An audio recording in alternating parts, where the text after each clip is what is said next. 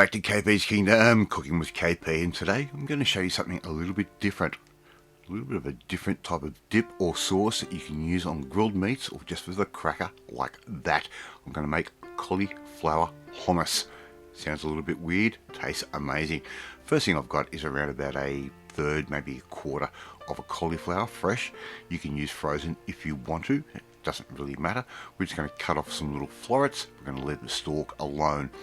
Cut these up into nice manageable little chunks, just like I'm doing right there.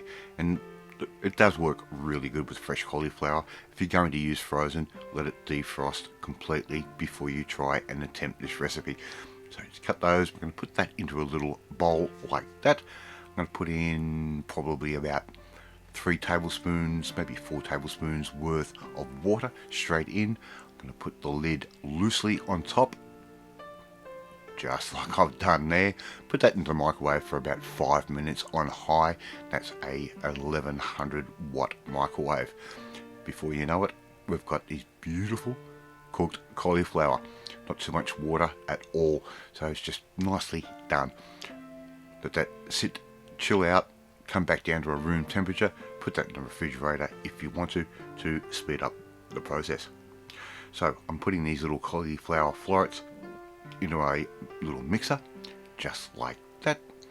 Simply going to add in around about 3 to 4 tablespoons worth of tahini. Yes, tahini, a sesame seed paste. Just put that straight in. We're almost done with this recipe, believe it or not. It is so quick and easy to make. Get a lemon, cut it in half, and use the juice of half of that lemon straight in over the top. Make sure you get rid of any seeds. I like to just quickly strain that off in my palm. A little bit of garlic, probably about 1 clove's worth. I'm using the garlic paste, that'd be about a clove's worth. And I'm going to put in around about 1/3 of a cup of olive oil. That can go straight in. Use a little bit less if you want to, doesn't really matter. Just pulse that through, get everything combined. Very, very simple, just like this. And if you haven't had a cauliflower hummus before, you do not know what you're missing. It just rocks. If you're allergic to chickpeas, it's a great alternative as well. Just gives you a different type of flavour. Put that into a little bowl, like I'm doing right there, and we're ready to serve this up. Believe it or not, love to see you try and make this one at home. Very, very simple to do, very easy, and incredibly healthy, believe it or not. If you believe it needs a little bit of salt, you can add a little bit of salt during the process. I prefer not to.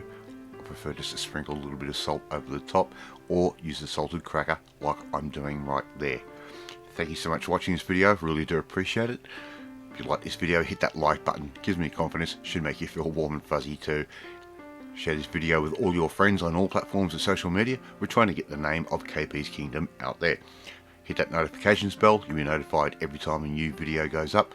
But if you want to learn how to make something a little bit different, a little bit new, maybe a little bit old school, all depending, well, you need to come and join the family, my family. Hit the subscribe button and you'll never miss another one of my videos again.